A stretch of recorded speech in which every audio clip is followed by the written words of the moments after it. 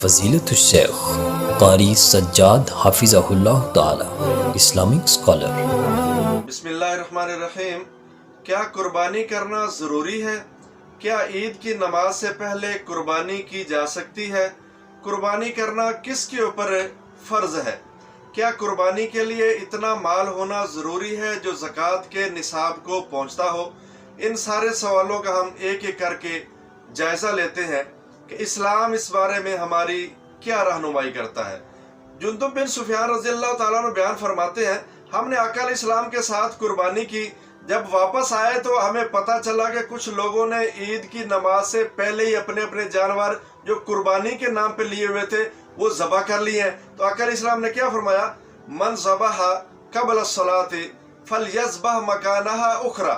جس نے بھی عید کی نماز ادا کرنے سے پہلے اپنا قربانی کا جانور ذبح کر لیا ہے، اس کو چاہیے کہ اس جانور کی جگہ پہ دوسرا جانور ذبح کرے۔ اس کی قربانی نہیں ہوئی، عام ذبیحہ ہے، حلال ہے اس کے لیے، وہ گوشت اس کا کھا سکتا ہے، اپنے گھر والوں کو بھی کھلا سکتا ہے، لیکن قربانی کے نام پہ اگر وہ چاہتا ہے کہ میری طرف سے قربانی ہو جائے تو وہ فرمایا عید کی نماز سے پہلے نہیں ہوگی۔ تو کیا بات ثابت ہوئی؟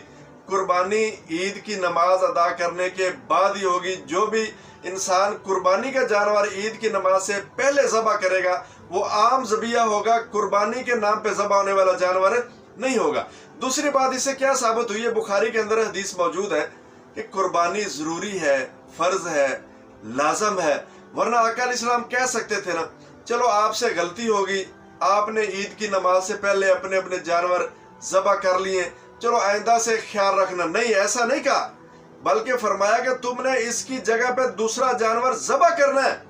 گویا حکم دیا، ایک تو آپ کی قربانی ہوئی نہیں، آپ کی طرف سے جو قربانی کا جانور آپ نے لیا ہوا تھا وہ آپ کی طرف سے قربانی کے نام پہ ذبح نہیں ہوا جو عید سے پہلے تم نے کر لیا ہے۔ دوسرا ساتھ حکم دیا کہ اس کی جگہ میں تم نے دوسرا جانور ذبح کرنا ہے۔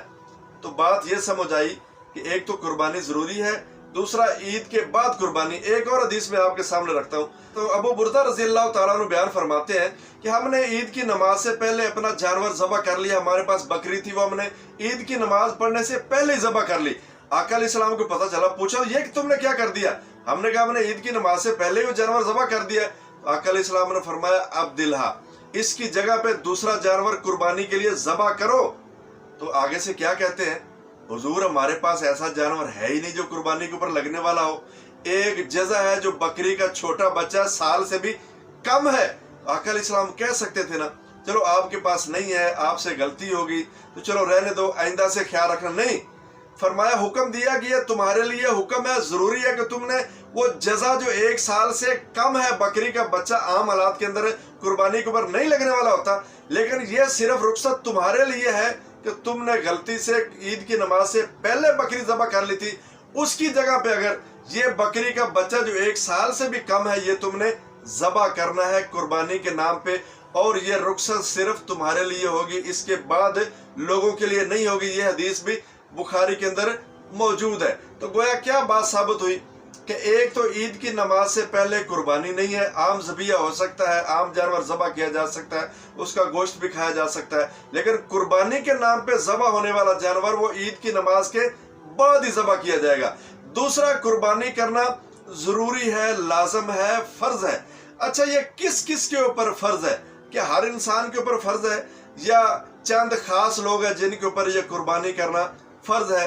اس کی بھی اسلام نے ہمارے لیے رہنمائی کی ہے کہ کن کن لوگوں کے اوپر یہ قربانی کا جانور ذبح کرنا فرض ہے۔ نبی مکرم صلی اللہ علیہ وسلم کا فرمان ہے، من کان لہ سعۃ ولم یضحی فلا یقربن مصلانا۔ ابن ماجہ کے اندر حدیث موجود ہے، حسن درجے کی حدیث ہے، شیخ البانی نے اس کو حسن قرار دیا ہے۔ فرمایا کہ جس انسان کے پاس طاقت موجود ہے، استطاعت موجود ہے، پیسہ اس کے پاس موجود ہے، آسانی کے ساتھ قربانی کر سکتا ہے اور قربانی نہیں کرتا، تو فرمایا وہ ہماری عیدگاہ کے قریب نہ آئے، ہمارے ساتھ گویا نماز نہ پڑھے۔ تو کیا بات سمجھ آئی کہ جس انسان کے پاس طاقت ہے، استطاعت ہے، پیسہ موجود ہے، قربانی کر سکتا ہے، اس انسان کے اوپر ضروری ہے کہ وہ اپنا جانور قربانی کے نام پہ ذبح کرے گا۔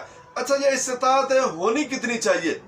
استطاعت اس کو کہتے ہیں کہ آپ کی جو روزمرہ کی ضروریات سے جو چند پیسے بچ سکتے ہیں، روپے بچ سکتے ہیں، وہ آپ جمع کرتے رہیں، چاہے 1 مہینے کے اندر کریں، 6 ماہ کے اندر کریں، 1 سال کے اندر تھوڑے تھوڑے پیسے آپ جمع کرتے رہیں جو آپ کی ضروریات سے زائد ہوں، اور اتنے پیسے آپ جمع کر لیں کہ آپ قربانی خرید سکتے ہیں۔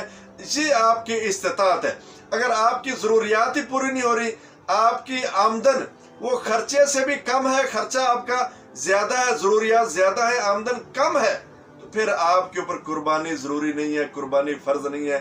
آپ کے پاس جب استطاعت ہی نہیں ہے، طاقت ہی نہیں ہے، تو اللہ تعالیٰ لا یکلف اللہ نفسا الا وسعها، ایسے انسان کو مکلف بناتا ہی نہیں ہے، اس کے اوپر بوجھ ڈالتا ہی نہیں ہے جس کے پاس طاقت ہی نہ ہو، استطاعت ہی نہ ہو، جس کے پاس پیسہ ہی نہیں ہے، قربانی کر ہی نہیں سکتا، اس بیچاری کی اپنی ضروریات پوری نہیں ہو رہی، تو قربانی کیسے کرے گا؟ تو اس انسان کے لیے رخصت ہے کہ وہ قربانی نہ کرے۔